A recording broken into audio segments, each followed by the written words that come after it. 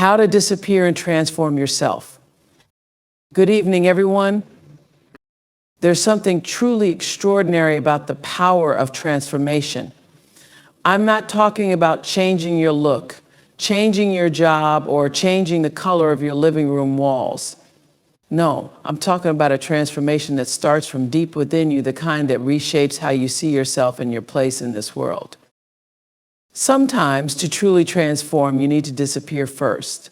That doesn't mean walking away from everything or everyone. It doesn't mean turning away from who you are.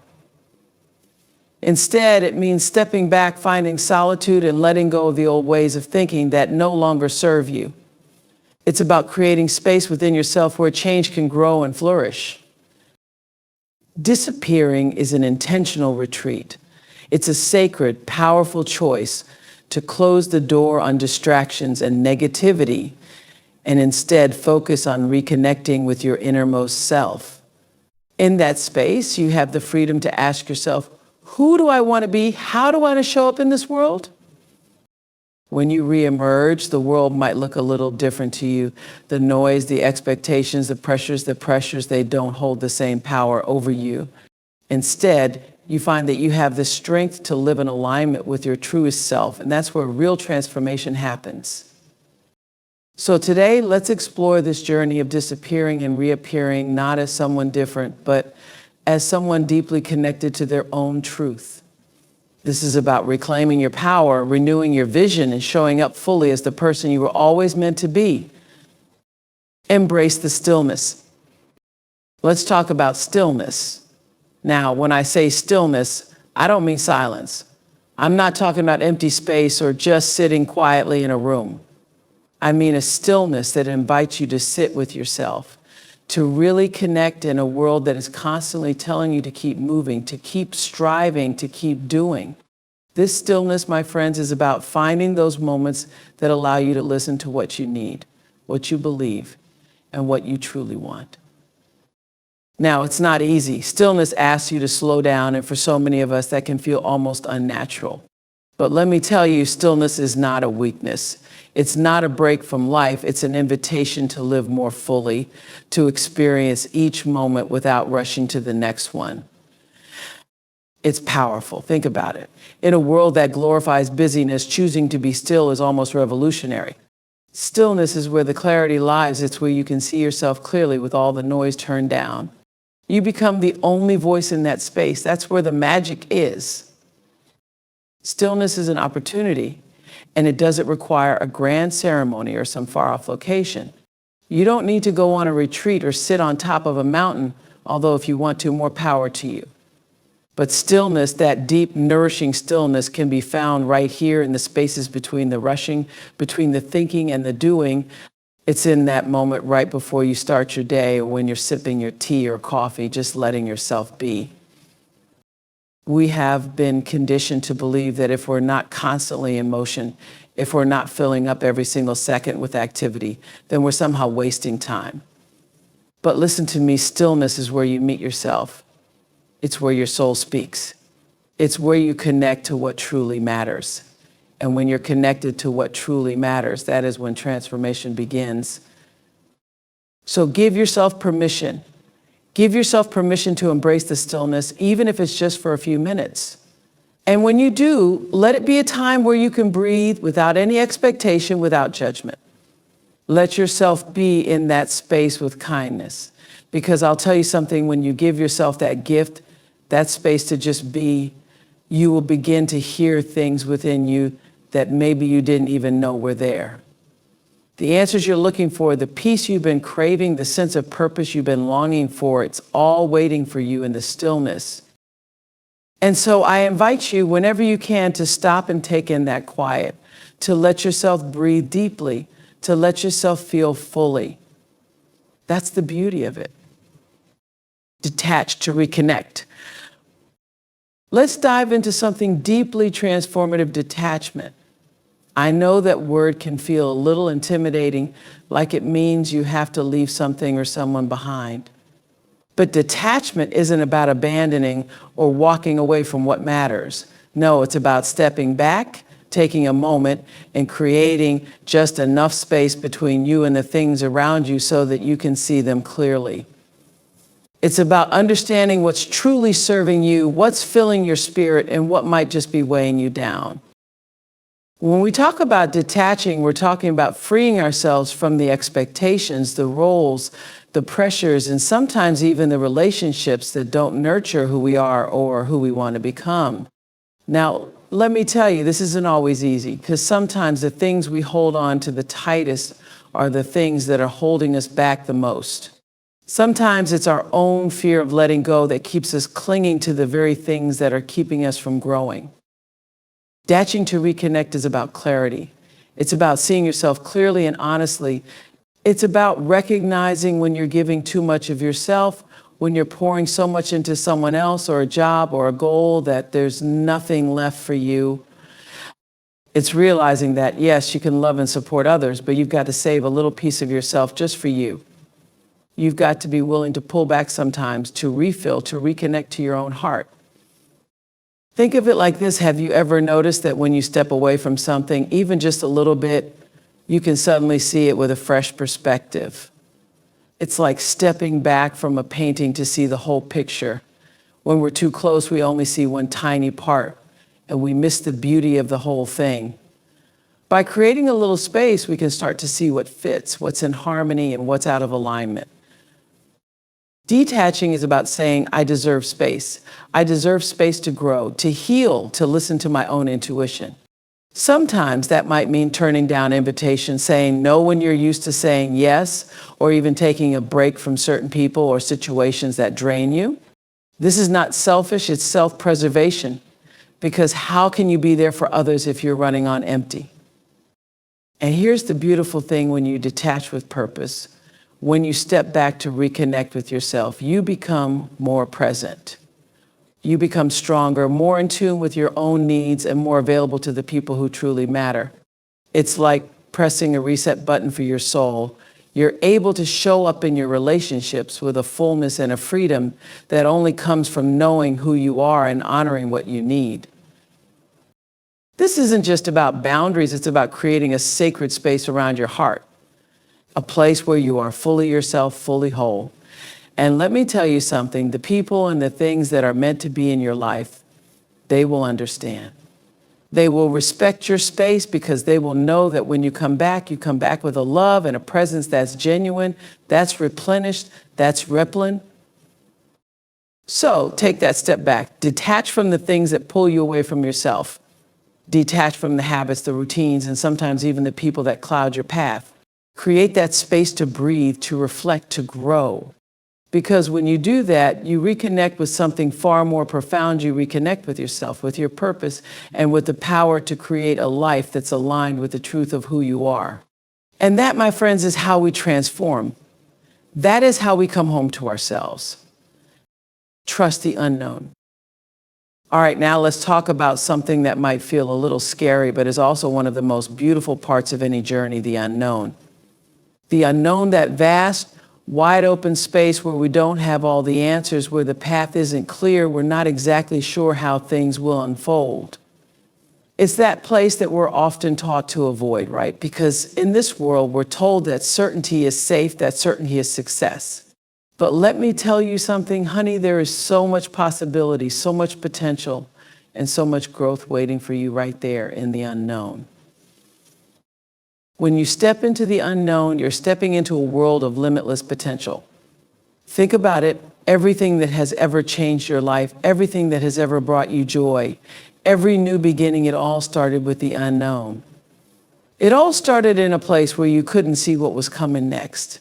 And when you allow yourself to trust that place, you're saying, I believe in something bigger than what I can see.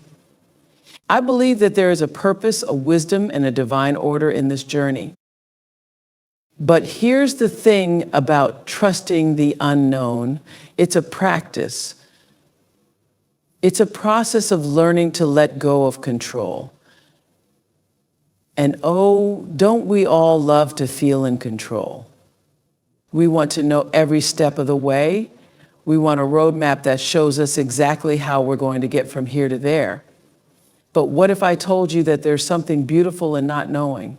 Because in the space where you're uncertain, in that space where you don't have all the answers, that is where faith lies. That's where courage grows. That's where you find parts of yourself that you didn't even know were there. You see, trusting the unknown is about saying yes to possibility. It's about looking at your life and saying, I don't need all the answers right now because I trust that I am being guided. I trust that each step I take will reveal the next. And I trust that even when things are hard, even when the road is rocky, I am exactly where I need to be.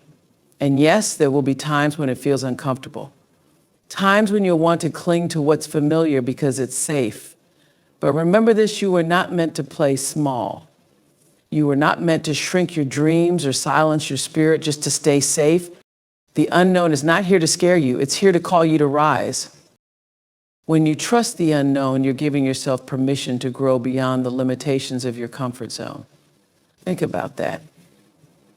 Every single time you've accomplished something you're proud of, every time you've overcome a challenge, every time you felt a moment of joy or awe or love, it was because you took a step into the unknown. You took a leap of faith. And on the other side of that leap, you found pieces of yourself, strength within you that you might never have known existed. And remember, you don't have to go it alone.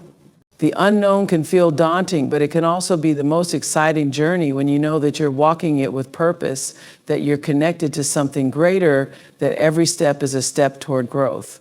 Let yourself lean into that unknown with curiosity. Ask yourself, what could be waiting for me on the other side? What part of myself am I about to discover? What miracle am I about to witness? So, my friends, let go of the fear, let go of the need to see it all, and open your heart to the possibility of what's waiting for you. Trust the unknown because that's where the miracles live. That's where life's greatest gifts are waiting, right there on the other side of fear. And when you can step into that place, not with hesitation, but with faith, oh, you better believe that magic is going to unfold in your life in ways you could never have imagined. Reclaim your boundaries.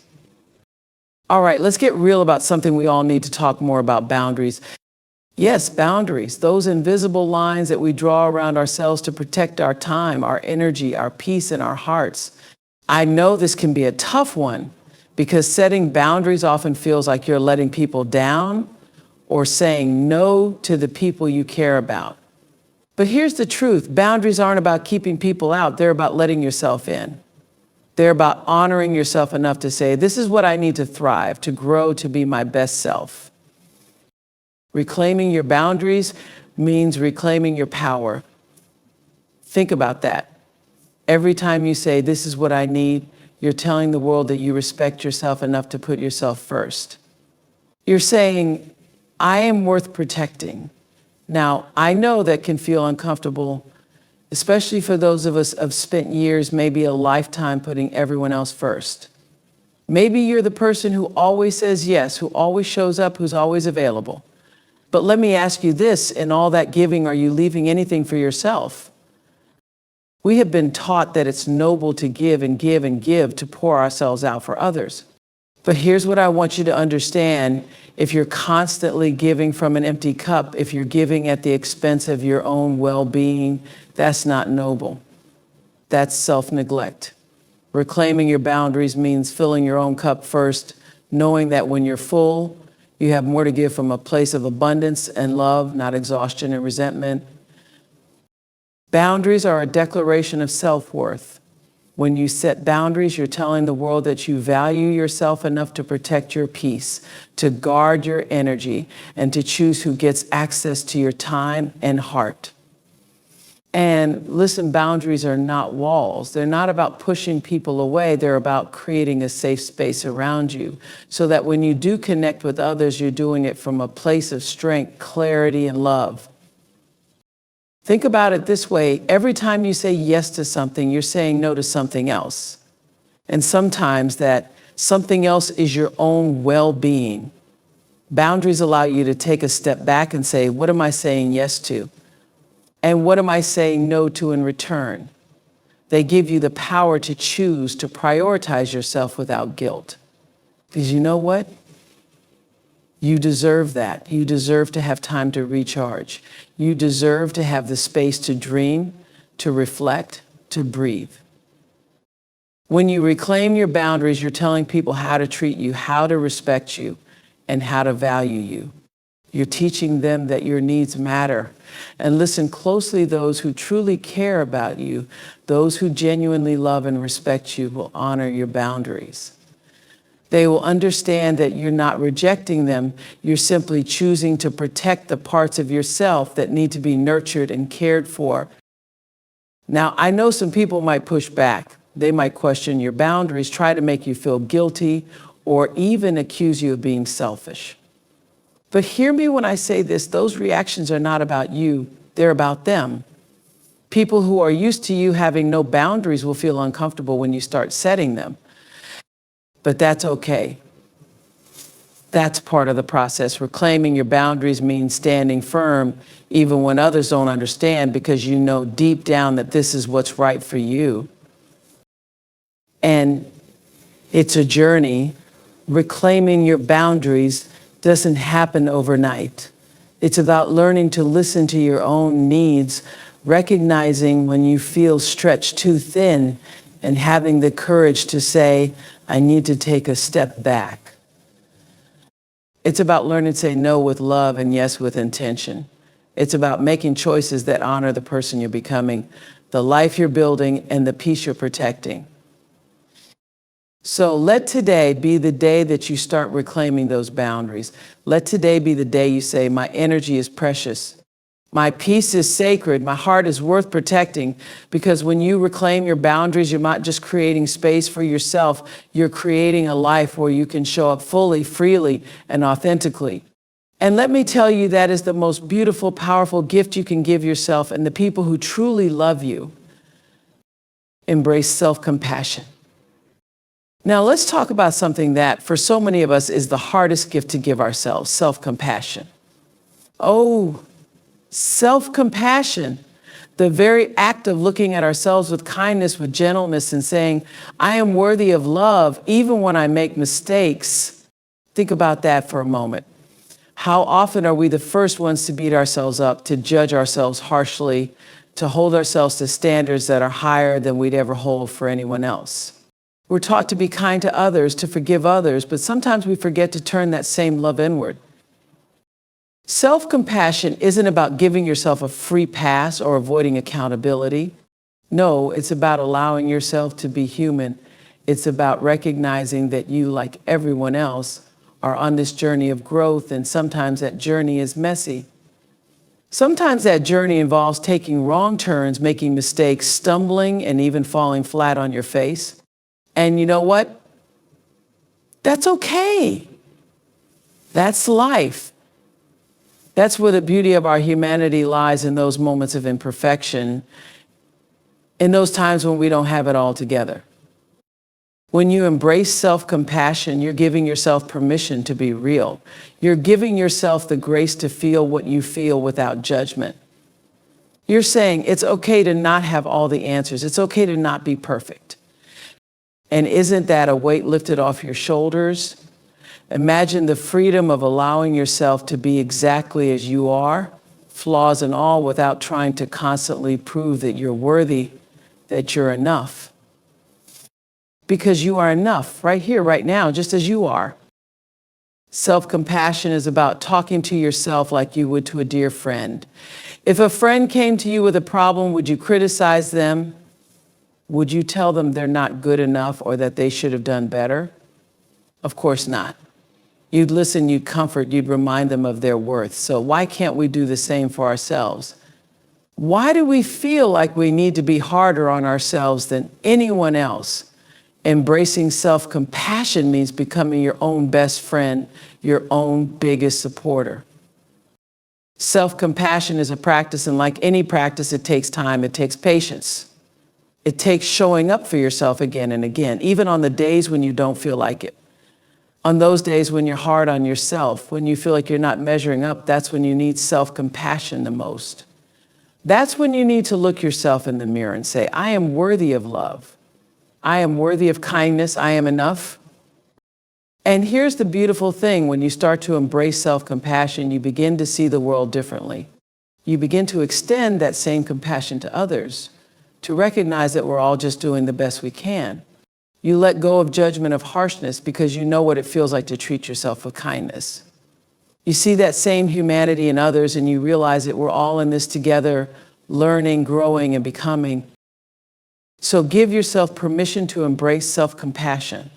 Let it be the foundation of how you treat yourself, how you talk to yourself, how you see yourself. Let it be the fuel that guides you forward, that lets you rise above the doubts, the insecurities, and the fears. Because when you walk through life with compassion for yourself, you become unstoppable. You become free to be exactly who you are, flawed, beautiful, and perfectly human. Return with intention. Now let's talk about the power of returning. Not just coming back to where you started, but coming back with intention. When I say return, I'm not talking about going back to the old habits, the old routines, or even the old ways of thinking. No, this is about returning to yourself, to your goals, to your life, but this time with purpose, with clarity, with a renewed sense of what you're here to do. And returning with intention means you're making choices consciously. You're no longer just reacting to life, you're directing it. You're deciding, who do I want to be in this moment? What kind of energy am I bringing into this space? How do I want to show up for myself, for the people I care about, and for my purpose? That's powerful. When you return with intention, you're aligning yourself with the values and the vision that truly matter to you, and you're letting go of everything that no longer serves that vision. And let's talk about the courage it takes to return with intention, because sometimes coming back means facing the things you once ran from. It means having the strength to revisit the places that once felt difficult, or maybe even painful, but this time you're different. You're no longer defined by your past. You're no longer weighed down by your fears. Instead, you're looking at those same situations, those same experiences through the lens of growth. You're able to say, I've been through this and I am stronger, wiser, and more resilient because of it. That's the beauty of returning with intention. You don't just come back, you come back empowered. Now, returning with intention doesn't mean you have it all figured out. It doesn't mean there won't be challenges or moments of doubt. But it does mean that you trust yourself enough to navigate whatever comes. It means that you're willing to show up, to keep moving, to keep growing, because you know that every step is a step toward becoming who you're meant to be. You're choosing to come back to your life with a renewed spirit, with a deeper commitment to your path, and with a heart that is open to all that life has to offer. So let this be your invitation. Let this be your moment to return with intention, to step back into your life with a sense of purpose, with a clear vision, with the strength of everything you've learned along the way. Because this time it's different. This time you're not coming back as the person who left. You're coming back as the person you're becoming. And that, my friends, is where true transformation begins. That's where you find the courage to live fully, freely, and intentionally in a way that lights up your life and inspires everyone around you. Conclusion. As we close this journey together, I want you to take a moment and reflect on the powerful truth that has woven through each of these ideas. Whether it's embracing stillness, reclaiming your boundaries, trusting the unknown, or returning with intention, each of these steps isn't just about changing your life, it's about transforming it. It's about creating a life where you feel alive, connected, and rooted in your own truth. Transformation is a continual journey of choosing yourself, of showing up with courage, of honoring who you are and who you're becoming. It's not about perfection or reaching a final destination. It's about allowing yourself to be fully present, fully authentic, and fully alive every single day. This journey isn't meant to be easy, but every step of it is worth it. Each choice you make to grow, to love yourself more, to live with intention, it's a gift to yourself and to the world. So as you move forward, remember to be gentle with yourself. Trust that you have everything you need within you to keep evolving, to keep moving closer to your truest self. This is your life, your path, and your transformation. Embrace it. Return to it. Live it with intention and let that journey be one of freedom, purpose, and joy. Thank you for stepping into this space with me, and may you go forward empowered to create the life you deserve.